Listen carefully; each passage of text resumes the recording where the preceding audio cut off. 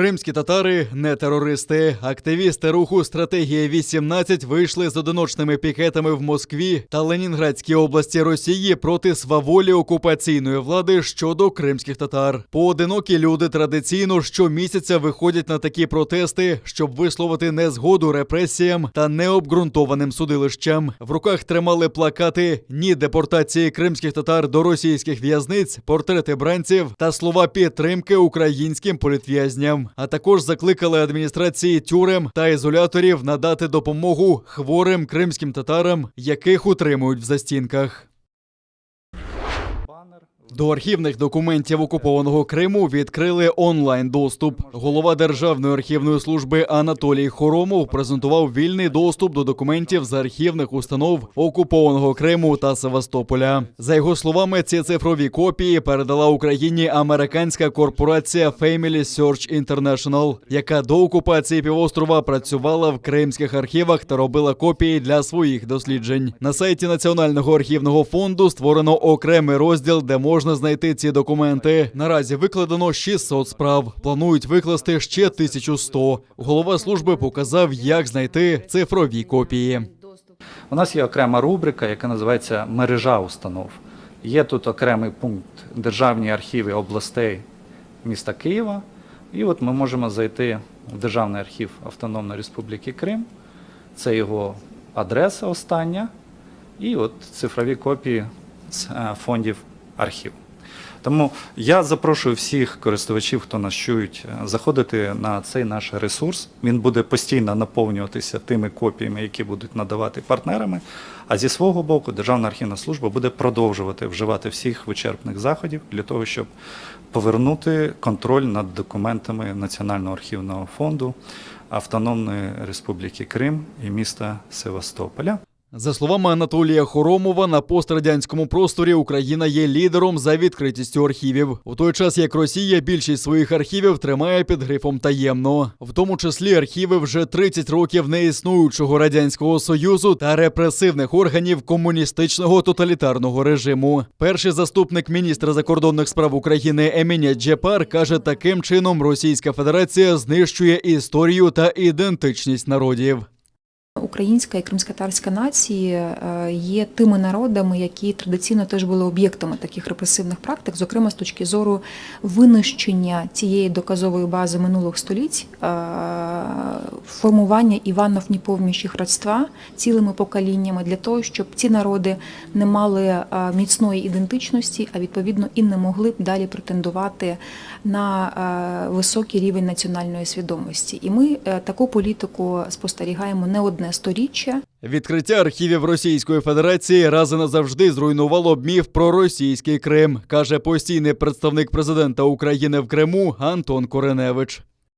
Було би дуже гарно подивитися на документи до 1783 року, до першої анексії Кримського ханства, і це би нам могло показати, яким чином цей міф про так званий російський Крим, яким чином він дійсно є абсолютно штучно створеним і неправдоподібним. Ну, але, звісно, зрозуміло, що є певні речі, але я думаю, що і те, що зараз цей сервіс існує, можна подивитися, зокрема, і по корінним народам Криму щодо мечетей кримських татар, щодо синагог.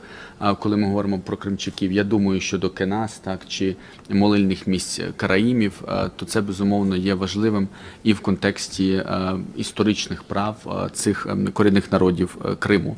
Голова Меджлісу Рефат Чубаров, як архівіст, підтверджує, що Російська імперія та Радянський Союз передусім знищували архіви на захоплених територіях. Тому пропонує почати співпрацю з архівами сусідніх з Україною європейських держав.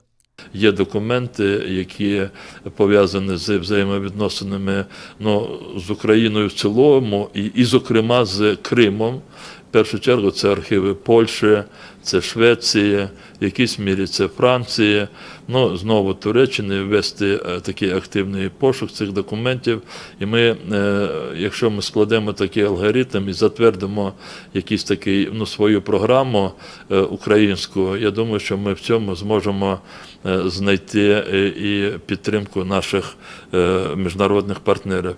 Внаслідок окупації Криму Україна втратила контроль над близько 2 мільйонами документів, які зберігаються в архівних установах Криму та Севастополя. Анатолій Хоромов запевняє, на сайті Державної архівної служби буде викладено близько 400 тисяч копій архівних документів з окупованого Криму. Наразі чекають цифрові копії і від інших партнерів, які працювали у кримських архівах. Мова йде про інститут Яд Вашем, Ізраїль, музей Голокосту в місті Вашингтон, США, а також до наших партнерів з Німеччини та Греції. Ми офіційно до них звернулися. Я думаю, що цей ресурс буде постійно наповнюватися. Помер воїн 10-ї гірсько-штурмової бригади Олександр Горбенко. Після ворожого обстрілу поблизу Нью-Йорка на Донеччині його доправили до шпиталю у Харкові з опіками 80% тіла. Про це повідомила радниця голови Дніпропетровської облдержадміністрації Тетяна Губа. Бійцю було 29 років, а на захист України він став від початку російського вторгнення у 2014 році. Минулої доби у штабі операції Об'єднаних сил зафіксували 4 ворожі обстріли без втрат. Поблизу селища Піски противник відкривав вогонь з мінометів 120-го калібру. Біля Авдіївки російські найманці обстріляли позиції українських захисників з підствольних гранатометів та здійснили дистанційне мінування території мінами ПОМ-2. Крім того, на Луганщині був зафіксований проліт ворожого безпілотного літального апарату типу Орлан-10 із перетином лінії розмежування. Бойових втрат серед особового складу Об'єднаних сил немає. Московський куратор окупованого Криму залишається незмінним. Російський прем'єр Міхаїл Мішустін перепризначив свого заступника Марата Хуснуліна. У тексті рішення йдеться, що Хуснулін відповідатиме за соціальний розвиток Криму та наскільки ефективно витрачаються виділені Москвою кошти, а також чи відповідають ці витрати запитам жителів окупованої території. Хуснулін був призначений куратором Криму у січні минулого року. Раніше цим займався колишній віце-прем'єр Росії Дмитрій Козак. Узбережжя окупованої Керчі заполонили величезні медузи. Вже другий рік поспіль їх масово помічають на мілководді як в Азовському, так і в Чорному морі. Часами їх викидає і на берег. Люди жаліються, що зустрічі з такими морськими жителями часто закінчуються опіками. Щоб убезпечити себе та дітей, відпочивальники на керченському пляжі Молодіжний стали самотужки витягати медуз на берег. Втім, це дуже не сподобалося співробітнику компанії, яка цей пляж тепер орендує. Чоловік став закидати медуз назад у воду, додаючи, що не зобов'язаний прибирати їх з пляжу. У відповідь обурені відпочивальники вимагають встановити окремі контейнери для збору медуз. Найти какой-то мусорку их или куда? А кто будет мусор вывозить? А вам какое дело? Какое вам лично дело сказали? Начальник должен думать. Детей спускают. Вы раньше рисовали, вы за него работаете. Не устраивает вас что-то? Нахрен Уходите. ты вообще тогда работаешь? Нас все устраивает. Без концертів, салютів та феєрверків, але з парадом. В окупованому Севастополі скоротили урочистості до Дня військово-морського флоту Росії, який окупанти відзначають в останню неділю липня. У Міністерстві оборони країни-агресора пояснили це пересторогою на тлі стрімкого поширення на півострові коронавірусу. Але від урочистого проходу кораблів та прольоту авіації не відмовляться, бо всі учасники дістали щеплення спутником. Парад пройде впродовж 15 хвилин. А за повідомленням російського Міноборони, на параді не буде демонстративних ракетних та артилерійських стрільб та інших бойових вправ. Поширення коронавірусу в окупованому Криму приборкати не виходить. Минулої доби зафіксовано ще 535 нових пацієнтів з COVID-19, і це за сумнівними підрахунками окупаційної влади. Доповідають також про 8 померлих внаслідок хвороби. Водночас залишилося всього 10% вільних ковідних ліжок, бідкається окупаційний заступник міністра охорони здоров'я Криму Антон Лясковський. А в 5 областях України не зафіксовано жодного нового випадку ковіду. Серед них Івано-Франківщина, Хмельниччина, Чернігівщина, Запоріжжя та Закарпаття. Нарешті вільної частини України виявлено менше 200 нових пацієнтів. Приблизно стільки ж одужали. А ще 5 людей померли внаслідок хвороби, повідомляють у Міністерстві охорони здоров'я України. Також зроблено більше 4 мільйонів щеплень. В МОЗі кажуть, що цілком вакцинованих українців вже майже 1,5 мільйони.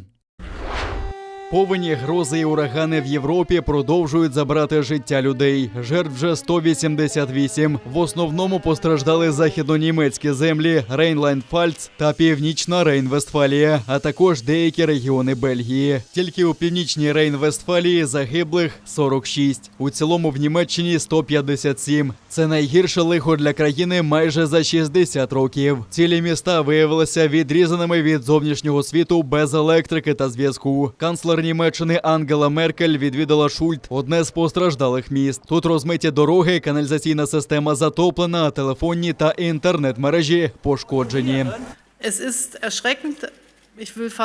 Це жахливо. В німецькій мові немає слів, щоб це описати, але дуже приємно бачити, як люди об'єднуються, як допомагають один одному і проявляють солідарність. У найбільш постраждалих районах також тривають операції з пошуку зниклих безвісти. Багато людей змило водою, віднесло в автомобілях або завалило уламками. Поліцейські кажуть, що поволі того, як вода буде відступати, на жаль, виявлять нові тіла. Це баварське місто Шенау ам Кьонігзе. Тут дороги і будинки завалило камінням і уламками після сильної зливи у суботу ввечері. Я такого дощу ніколи не бачив, а мені вже 30 років. Це було погано. Нам зателефонували пожежники і сказали йти.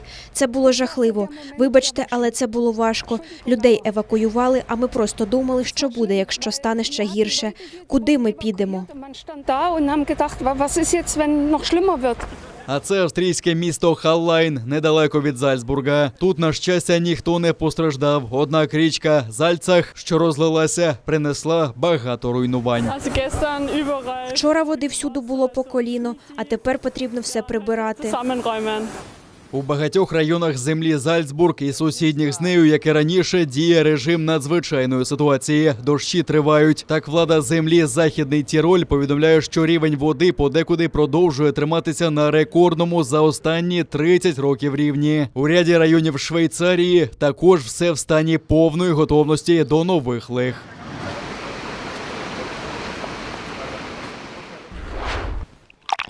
Ця стародавня кам'яна гавань, захована під Середземним морем. Вважається, що приблизно 2400 років тому її побудував Деметрій І, войовничий македонський цар.